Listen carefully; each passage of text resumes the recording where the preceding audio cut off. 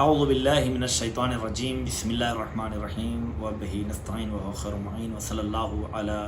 محمد واہل بیتہ الطاہرین ولعنۃ اللہ علی اعدائہم اجمعین اما بعد فقد قال اللہ تبارک وتعالی وقولہ الحق بسم اللہ الرحمن الرحیم والارض بعد ذلک دحاہا۔ پیارے بچوں، السلام علیکم ورحمۃ اللہ وبرکاتہ۔ انشاءاللہ تعالی خداوند عالم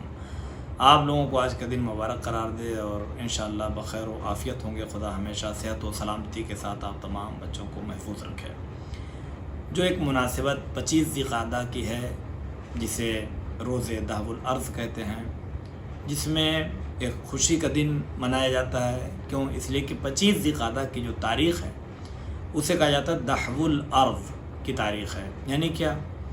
دحو کہتے ہیں بچھانا اور پھیلانا، اور ارض کہتے ہیں زمین کو۔ یعنی آج کے دن 25 ذی القعدہ کے دن زمین کو پھیلایا گیا اور بچھایا گیا، زمین کا فرش مرتب اور منظم کیا گیا۔ اب اس کے بارے میں بہت سی باتیں ہیں، لیکن ہم آپ کے سامنے بالکل فریش اور واضح چیز پیش کریں گے انشاءاللہ تعالی۔ یہاں پہ دو چیزیں ہیں۔ کچھ لوگ کہتے ہیں کہ زمین کے فرش کو آج کے دن بچھایا گیا، یعنی خانہ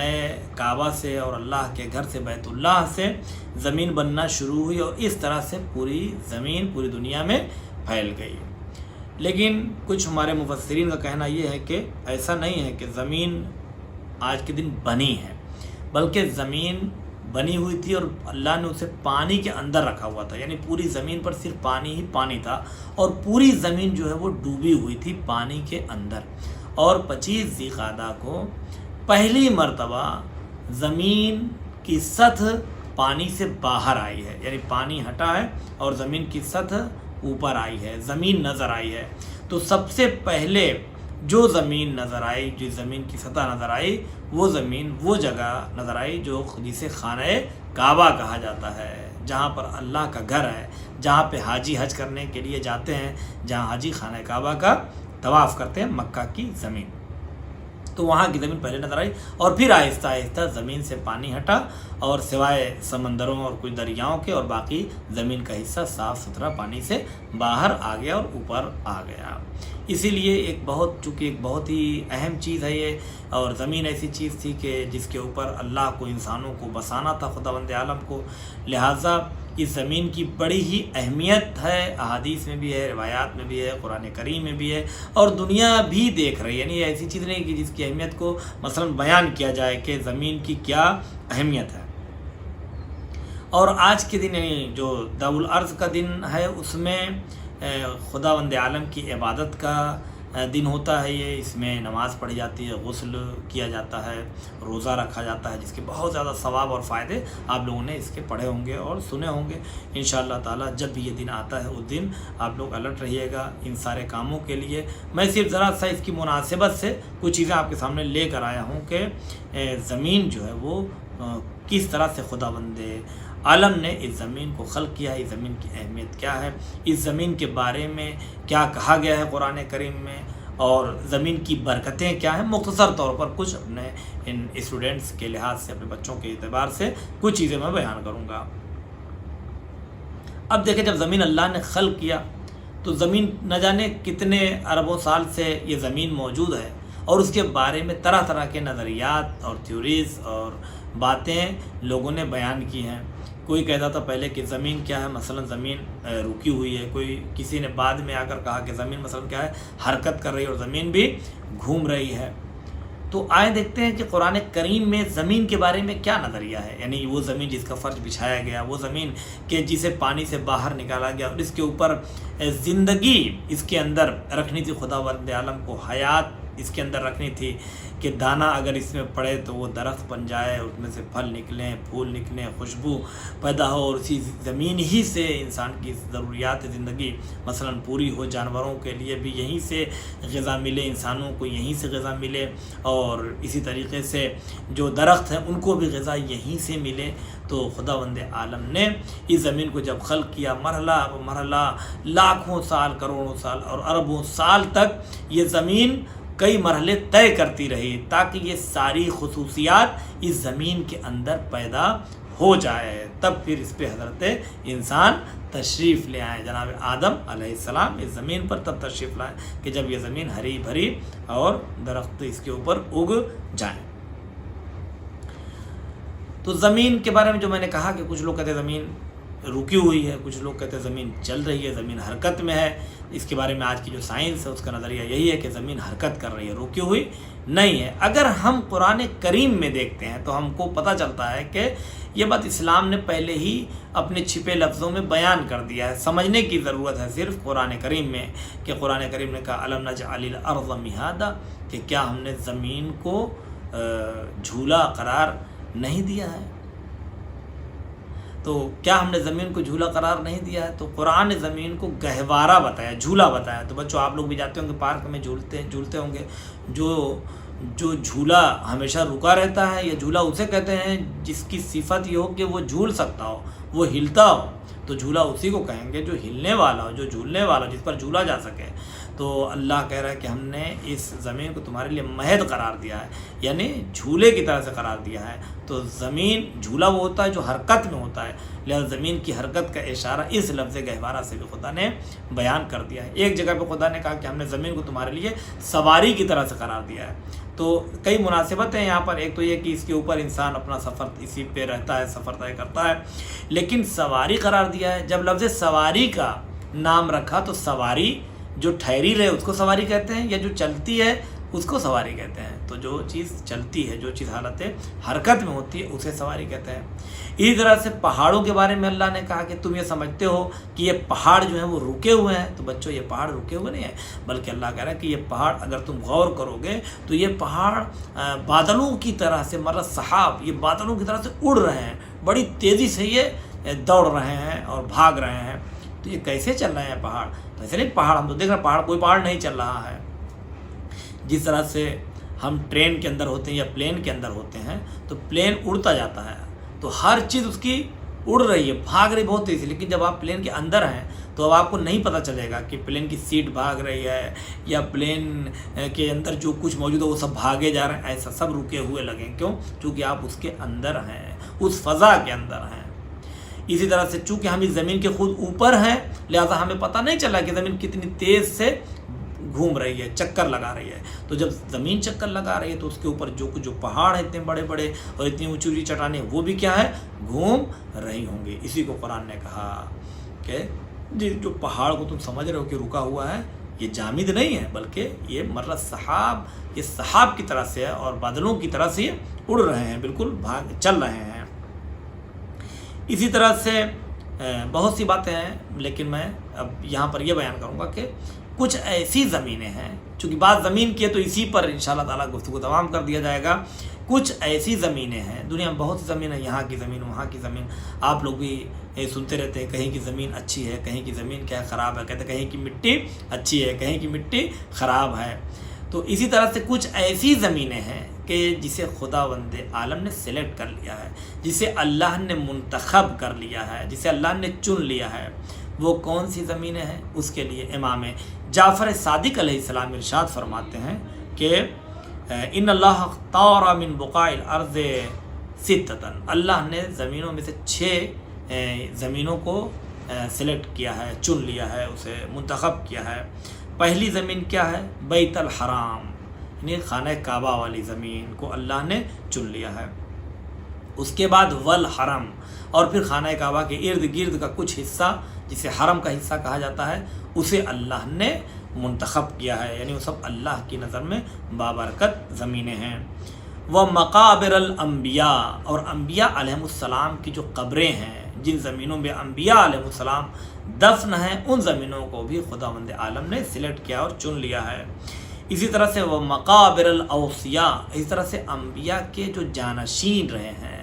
جو انبیاء کے کام کو آگے بڑھانے والے رہے ہیں اور نبی نے انہیں اپنا جانشین اور اپنا نائب مقرر کیا ہے، ان کی بھی جو قبریں ہیں خداوند عالم نے ان زمینوں کو بھی چن لیا ہے اور منتخب کیا ہے، اسے بھی بابرکت بنایا ہے۔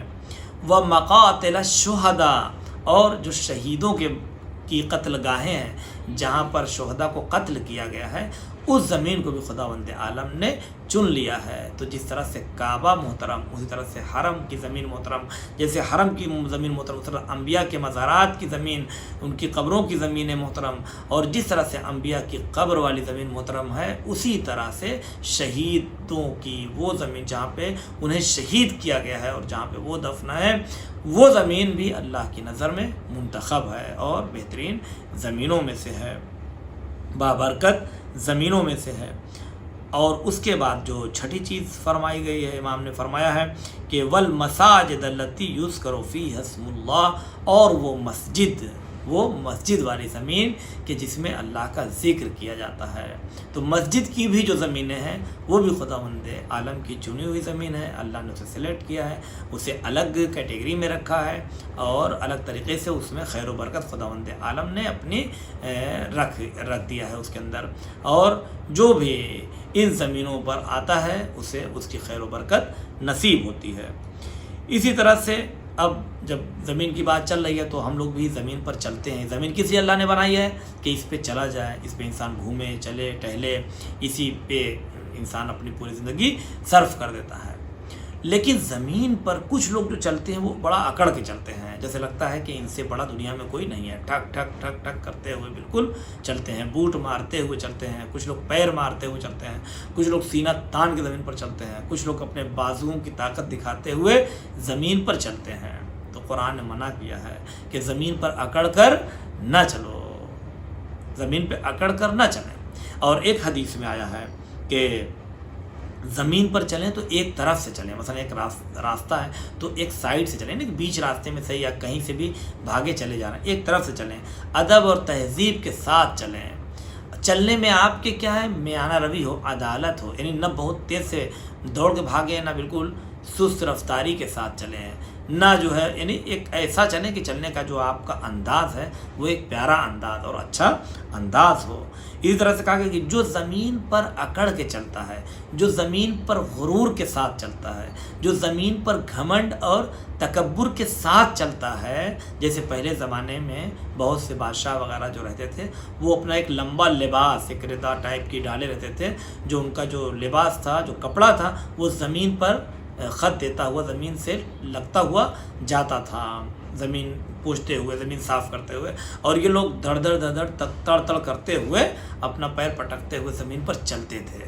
اور لوگوں پر اپنا روب جھاڑتے تھے، یعنی اپنی مغرورانہ شان کے ساتھ۔ اسی طرح سے بہت سے دولت مند لوگ جو ہیں وہ اس طرح سے چلتے تھے اکڑ کر زمین پر، یا قدرت مند لوگ، طاقتور لوگ۔ تو اس کے بارے میں حدیث میں آیا کہ جو زمین پر اکڑ کر چلے گا، جو زمین پر غرور کے ساتھ چلتا ہے، جو زمین پر گھمنڈ کرتے ہوئے اپنے پاؤں رکھتا ہے، اس پر لعنت کرتے ہیں وہ چیزیں جو زمین کے اندر ہے، اور وہ ساری چیزیں اس شخص پہ لعنت کرتی ہیں جو زمین کے اوپر ہے۔ یعنی پوری زمین، زمین کے اندر کے ساری چیزیں اور زمین کے اوپر جو کچھ ہے سب اس شخص کے اوپر لعنت بھیجتے ہیں، یعنی اس کو اللہ کی رحمت سے دوری کی دعا کرتے ہیں اس کے لیے کہ اس کو اللہ کی رحمت نصیب نہ ہو، جو زمین پر اکڑ کر چلے، جو زمین پر غرور کے ساتھ چلے۔ زمین پر چلنے کے لیے ایک حیثیت کے ساتھ چلیں اور انکساری کے ساتھ چلیں، انسانوں کی طرح سے چلیں، اچھے انسانوں کی طرح سے۔ اب جو بھی دیکھیں اللہ نے اسی زمین پر ہمیں رہنے کے لیے بنایا ہے، تو انسان کی ساری ضروریات زندگی اسی زمین کے اندر خداوند عالم نے رکھ دیا ہے۔ جو کچھ بھی ہے وہ سب اسی زمین سے، جو کچھ بھی آئے گا اس حیات ظاہری کے لیے وہ سب اسی زمین سے ہی آئے گا۔ حتیٰ کہ اگر دیکھنے میں بارش کا پانی اوپر سے آ بھی رہا ہے تو وہ اسی زمین سے ہی بھاپ بن کے اور یہاں کے سمندروں سے ہی اوپر جاتا ہے، اور پھر وہاں سے بادل بن کے اور دنیا کے پورے ہر طرف خداوند عالم اپنی مشینری سے ہر جگہ چھڑکاؤ کرتا ہے اور بارش کا پانی برستا ہے۔ تو زمین انسان کی جو ضروریات زندگی ہیں وہ سب کے سب کیا اسی زمین سے پوری ہونی ہے، جو کچھ اسے ملنا ہے کھانے پینے کے لیے ہر چیز۔ اب جو کچھ پوری ساری چیزیں کیا ہے خداوند عالم نے انسان کی اس زمین پہ دیکھے کتنی برکت والی یہ زمین ہے کہ جتنے بھی معادن ہیں، جتنی کھانے ہیں، سب اسی زمین سے، یعنی سونا، چاندی، ہیرے، جواہرات، یہ سب کیا ہیں؟ اسی زمین کے اندر سے نکلتے ہیں۔ ایک بڑی اچھی سی حدیث ہے کہ خداوند عالم نے جب مولا علی علیہ السلام کی ولایت کو سب کے اوپر بھیجا کہ بھئی کہ کون کون لوگ جو ہیں وہ ولایت کو قبول کرتے ہیں، تو اسی میں جب زمینوں کے اوپر کہا گیا کہ علی کو مولا کون مانے گا، علی کی ولایت کا اقرار کون کرتا ہے، علی سے محبت کون کرتا ہے، تو سب سے پہلے جس زمین نے اعلان کیا ولایت علی علیہ السلام کا، علی سے محبت کا اقرار کیا، علی کی ولایت کا اقرار کیا، وہ زمین تھی مکہ کی، لہٰذا اللہ نے اس پر اپنا گھر بنا دیا۔ تو حدیث میں ہے کہ اسی طرح سے زمین کے پھر دوسرے حصے جو ہے وہ اقرار ولایت علی علیہ السلام کرنے لگے۔ تو جتنی زمینوں نے مولا علی علیہ السلام کی محبت اور ولایت کا اقرار کیا، خداوند عالم نے اس زمینوں کے اندر برکت رکھ دیا، یعنی وہاں کے درخت ہرے بھرے ہوتے ہیں، وہاں سے جو وہاں پر جو پانی وہاں کے دریا سے نکلتا ہے وہ میٹھا ہوتا ہے، اور جو درخت وہاں پر اگتے ہیں اس میں سے خوشبو آتی ہے اس کے پھولوں سے، اور وہاں کے پھل جو ہوتے ہیں وہ میٹھے ہوتے ہیں۔ اسی طرح سے یہ کہا گیا ہے کہ جو ان زمینوں نے مولا علی علیہ السلام کی ولایت کا اقرار کیا، ان کی محبت کا اعلان کیا، اللہ نے ان کے اندر اچھی اچھی چیزیں رکھیں، یعنی سونا وہاں پر رکھا، اس زمین کی آغوش میں دیا، چاندی کے خزانے اسی زمین کی آغوش میں دیا، اس طرح سے ہیرے اور جواہرات کے خزانے اسی زمین کے حوالے کر دیا کہ جن زمینوں نے مولا علی علیہ السلام کی ولایت اور ان کی محبت کا اقرار اور اعلان کیا۔ اسی طرح سے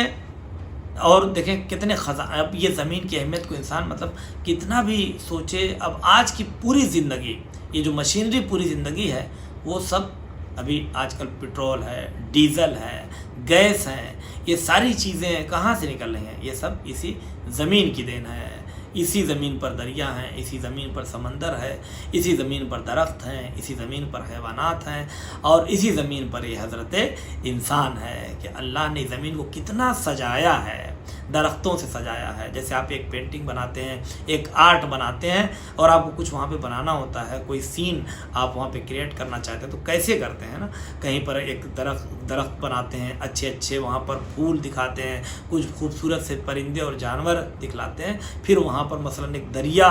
ہو اور وہاں پر کشتی ہو، وہاں پر کوئی بچہ ہو، کوئی انسان ہو، تو اگر یعنی یہ پینٹنگ کتنی اچھی مانی جاتی ہے۔ خداوند عالم قدرت نے جو قدرت کا یہ آرٹ ہے، یہ پوری دنیا جو ہے وہ کس کا آرٹ ہے؟ قدرت کا، اللہ کا۔ اللہ نے اس میں، البتہ یہ ہماری طرف سے بے جان آرٹ نہیں ہے بلکہ ان سب میں حیات ہے۔ خداوند عالم نے زمین کو بنایا، زمین میں دریا بنائے، سمندر بنائے، درخت بنائے، پھل پھول، ہریالی، طرح طرح کے پہاڑ، طرح طرح کے منظر، طرح طرح کی جگہیں، تاکہ انسان جب اس دنیا میں بھیجے اللہ، اس زمین پر انسان آئے تو انسان بور نہ ہو، انسان کو وحشت اور ڈر اور خوف نہ لگے، تو زمین کو اس طرح سجائے۔ پھر جب انسان اس زمین سے اوپر نظر اٹھائے اپنی، اب رات کی تاریکی کتنی خطرناک ہوتی ہے، کتنا سناٹا ہوتا ہے، ہو کا عالم ہوتا ہے، لیکن خداوند عالم نے اس کا بھی اہتمام کیا کہ عرش کے آسمان کے اوپر ستاروں کی چمک رکھی، اس میں چاند رکھا، جو چاند چمکتا ہوا چاروں طرف سے پوری دنیا میں چکر لگا رہا ہے، دن میں سورج کا اجالا رکھا، تو ایک طرح سے ہر طرح سے خداوند عالم نے اس کی لائٹنگ میں، اس کی خوبصورتی میں کوئی کمی نہیں رکھی ہے۔ اب یہ انسان کے اندر خود کمیاں ہیں کہ اللہ کی ان نعمتوں سے صحیح سے انسان فائدہ نہیں اٹھاتا ہے۔ اب آخر میں یہ بات کہہ دوں کہ ایک دن ایسا بھی آئے گا کہ جب ہم سب لوگ جو زمین کے اوپر ہیں وہ ایک دن زمین کے اندر چلے جائیں گے، سب کو زمین کے اندر ہی جانا ہے، اس لیے اس زمین کی آغوش میں جب جانا ہے تو اس زمین کے اوپر غرور اور تکبر سے چلنے کی کیا ضرورت ہے؟ جو لوگ غرور اور تکبر سے زمین پہ پیر مارتے ہوئے چلتے ہیں، جب یہ قبر میں جائیں گے تو فشار قبر میں مبتلا ہوں گے۔ زمین انہیں جب یہ زمین کی آغوش میں جائیں گے تو زمین انہیں دبائے گی کہ بہت اکڑ کے ہمارے سینے پہ تم دوڑ رہے تھے، بہت اکڑ کے چل رہے تھے، بڑے غرور اور تکبر کے ساتھ چل رہے تھے، اس لیے اپنے مزاج میں غرور و تکبر پیدا نہ ہونے دیں، انکساری سے کام لیں، تواضع سے کام لیں، بزرگوں کا احترام کریں، اپنے دوستوں کا احترام کریں، سب کے سامنے اکڑ کے غرور و تکبر سے اور تن کر نہ رہیں۔ خداوند عالم آپ سب کو طول عمر عطا فرمائے اور علم و عمل کی زیادہ سے زیادہ توفیق عنایت فرمائے، آمین یا رب العالمین۔ خدا حافظ، فی امان اللہ، والسلام علیکم ورحمۃ اللہ وبرکاتہ.